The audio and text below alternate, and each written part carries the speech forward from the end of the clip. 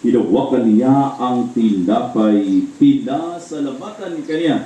Pinaghati-hati niya iyon, iniabot sa kanyang mga alagad at sinabi, tanggapin ninyong lahat ito at kanin. Ito ang aking katawan na ihandog para sa inyo.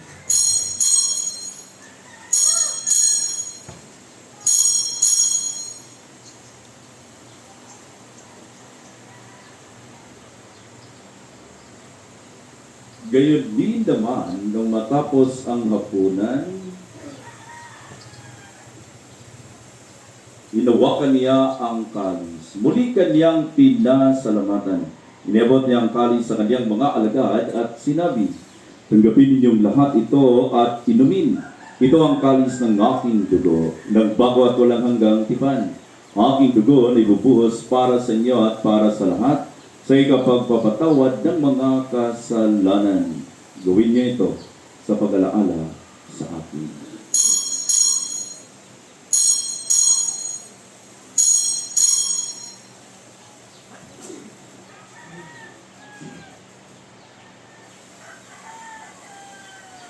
Ang misteryo ng ating pananampalataya. Kristo ay gunit kain, sarili ay inihain, ang pagkain inumin, nagsasaduhan natin, hanggang sa siya'y dumating, hanggang sa siya'y dumating. Ama, ginagawa namin ngayon ang pag-alaanan sa pagkamatay at muling pagkabuhay ng iyong anak. Kaya tinialay namin sa iyo ang tinapay na nagbibigay buhay at ang kalis na nagkakaloob ng kaligtasan. Kami ay nagpapasalamat dahil kami ay iyong minarapat na tumayo sa harap mo para maglingkod sa iyo.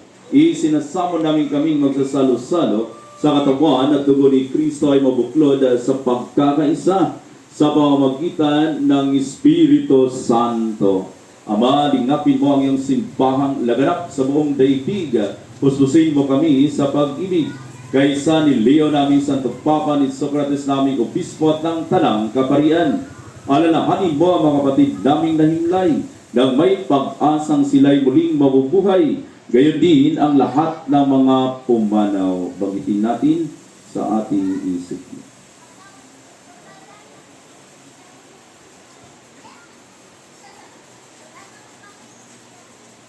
Kaawaan mo sila at patuloyin sa iyong kaharian. Kaawaan mo at pangidapatin kaming lahat na makasalo sa iyong buhay na walang wakas.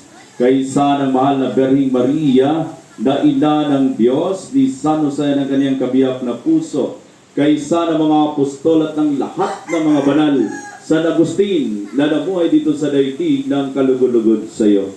May pagdiwang naman namin ang pagpupuri sa ikararangal mo sa pamamagitan ng iyong anak, naming Panginoong Hesu Kristo.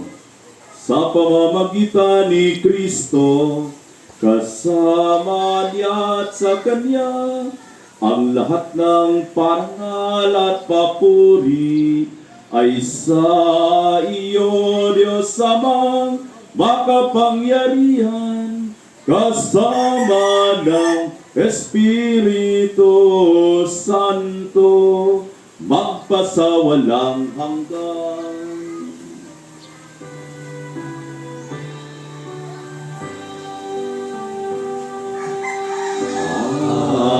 Amen. Amen.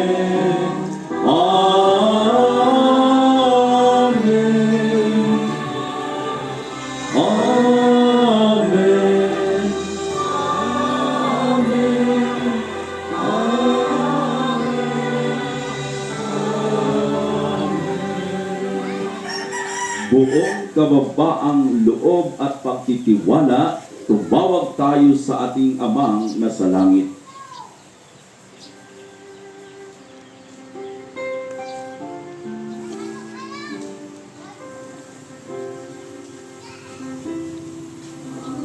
Langit, sumasalangit ka, sambahin ngalan mo, mapasa amin ang kaharian mo, sundin ang loob mo, dito sa lupa, para lang sa langit.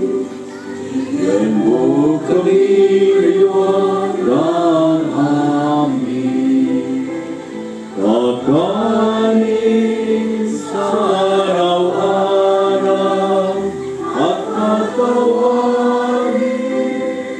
mo kami sa aming mga sala para ng pagpapatawad namin sa nakakasala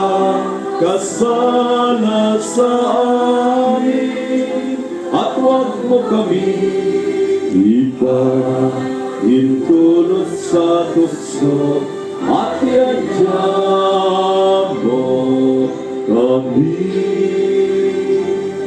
sa lahat ng masama. Hiniling namin kami ay adya sa lahat ng masama, pagkaluban ng kabayapaan araw-araw, iligtas sa kasalanan at ilayo sa lahat ng uri ng kapahamakan. Samantalang aming pinananabikan ang dakilang araw ng pag